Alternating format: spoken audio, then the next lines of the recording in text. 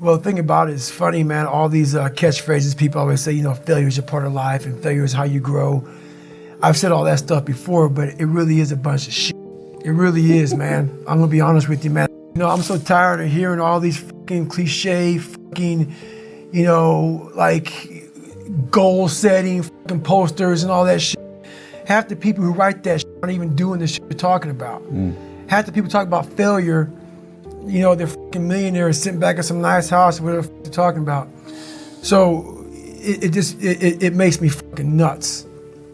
The reason why I believe I can talk on failure is because I'm still failing today, and I'm failing in a major way, and I'm living when I'm talking. So many people who talk about all this shit, they're has-beens. They're people who used to do it back in the day, now talk about it. Are you living it today? So for me, failure is something that you should be afraid of. It should be afraid of, but that's why you should go out there and challenge yourself to fail. Because if you're not failing at something, that means you've set your goals to pass, to succeed at everything you do, which means you're not setting your goals high enough. So for me, okay, I'm gonna go out and break the Guinness Book of World Records for pull-ups. Lofty goal, which is why I failed it twice before I finally got it. I knew going into everything I've ever done in my life, Navy SEAL training 3 times before I got it. Everything I've ever done in my life took me 3 times before I got it. I knew that there was a huge possibility of failure. But what I gained from failure is this. When you see a movie and you watch a movie about a person who keeps failing, and at the end, they succeed, how do you feel after you watch that movie? Amazing, right? Yeah. I become the movie. I want to feel how I feel watching someone else in a movie. When I watched Rocky get his ass kicked, and I watched all these different things of failure, I was able to put myself there and say, God, man, how much do you feel now that you finally got there? That's what failure has done to me. I've watched so many things and watched someone succeed at the end of it. It's like, God, I want to feel like that. But failure causes that one feeling. Without that failure involved, you don't have that feeling. If you just pass and you succeed and you're great, that feeling, yeah, okay, I'm good. What takes you years, months, years to accomplish because you just can't get over the hump, but you continue going back to the drawing board. You're looking for those few seconds after you finally figure out the equation, whatever the equation may be, to get you to finally pass, to succeed. I live for that feeling, but I can't get that feeling without going through, I failed this equation, I failed this one, I failed this one, I failed this one. Oh, I'm figuring it out. So you start to feel it before you even pass, before you even get to the success part. And then once you succeed, the feeling is unbelievable. And you take that feeling of success through failure and you put it in your cookie jar. And you say, I'll come back and get you again. I'm gonna need you again down the road in my life to call on you. It becomes so addictive that you don't mind failing anymore. Because you know now, oh, I bit off on something real big, which means the feeling is gonna be really big. So yeah, that's what, it takes failure to get the best feeling in the world. I remembered as a kid, no matter how f***ed up our life was, my mother always figured out a way to stock our damn cookie jar. She'd buy wafers and Oreos, Pepperidge Farm Milanos and chips. And whenever she showed up with a new batch of cookies, she dumped them into one jar. With her permission, we'd get to pick 1 or 2 out at a time. It was like a mini treasure hunt. I remember the joy of dropping my fist into that jar, wondering what I'd find. And before I crammed the cookie in my mouth, I always took the time to admire it first, especially when we were broke in Brazil. I'd turn it around in my hand and say my own little prayer of thanks.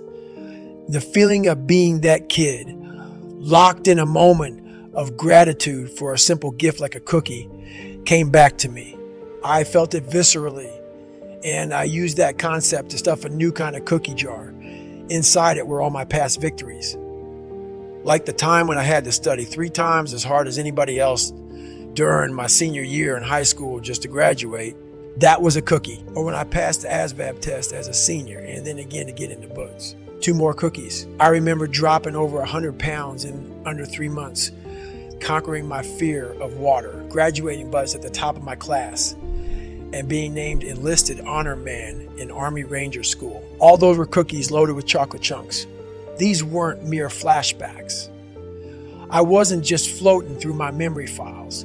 I actually tapped into the emotional state I felt during those victories, and in so doing accessed my sympathetic nervous system once again. My adrenaline took over. The pain started to fade just enough, and my pace picked up. I began swinging my arms and lengthening my stride. My fractured feet were still a bloody mess, full of blisters, the toenails peeling off almost every toe. But I kept pounding, and soon it was me who was slaloming runners with pained expression as I raced the clock. From then on, the cookie jar became a concept I've employed whenever I need a reminder of who I am and what I'm capable of. We all have a cookie jar inside us because life, being what it is, has always tested us. Even if you're feeling low and beat down by life right now, I guarantee you can think of a time or two when you overcame odds and tasted success. It doesn't have to be a big victory either. It can be something small. I know we all want the whole victory today, but when I was teaching myself to read, I would be happy when I could understand every word in a single paragraph. I knew I still had a long way to go to move from a 3rd grade reading level to that of a senior in high school, but even a small win like that was enough to keep me interested in learning and finding more within myself. You don't drop 100 pounds in less than 3 months without losing 5 pounds in a week first. Those first 5 pounds I lost were a small accomplishment.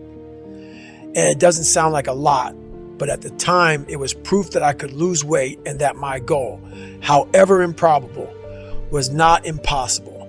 The engine in a rocket ship does not fire without a small spark first. We all need small sparks, small accomplishments in our lives to fuel the big ones. Think of your small accomplishments as kindling.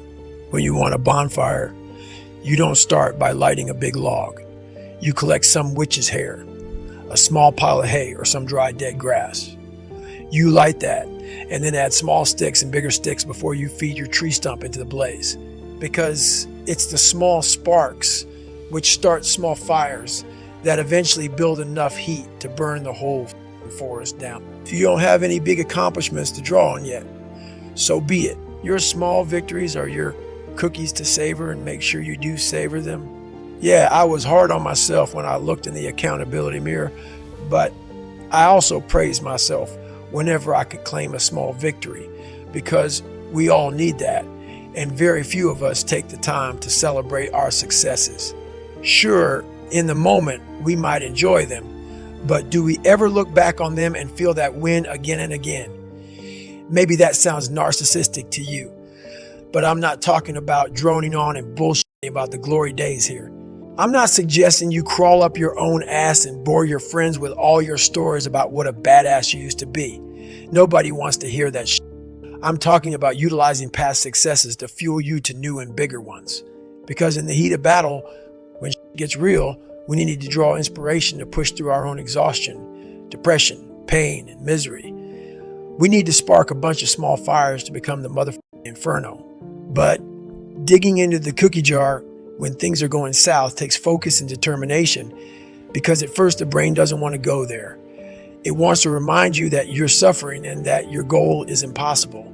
It wants to stop you so it can stop the pain. That night in San Diego was the most difficult night of my life. Physically, I'd never felt so broken, and there were no souls to take. I wasn't competing for a trophy. There was no one standing in my way.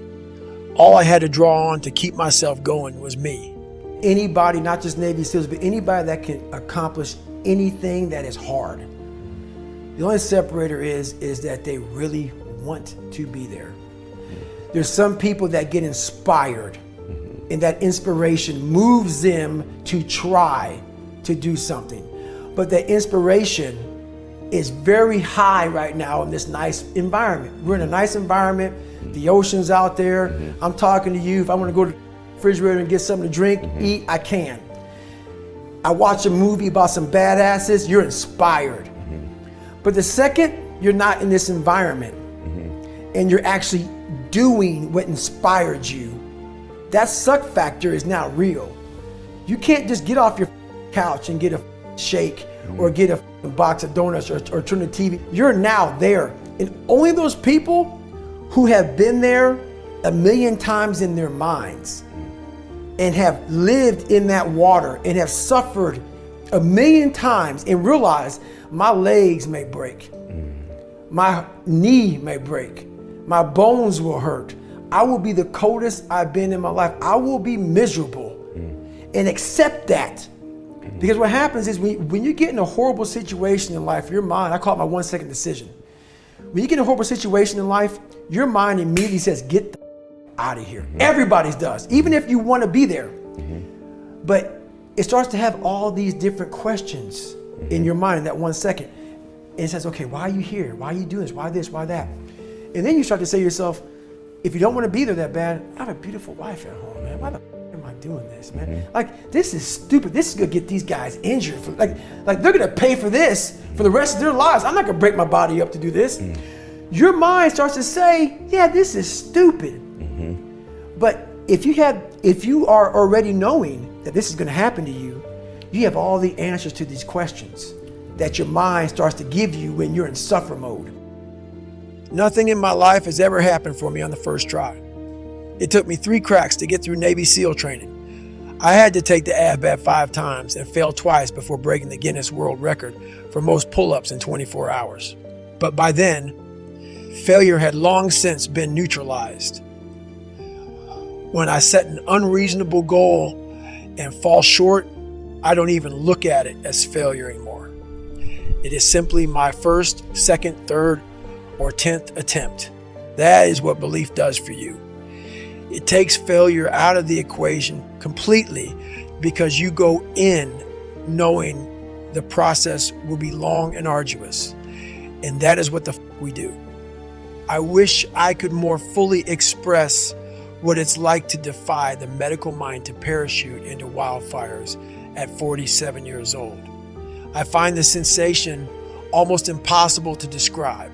All I can say is that I hope you and everyone else get to feel this one day, because to overcome all obstacles and bump up against the outer reaches of your capabilities is the pinnacle.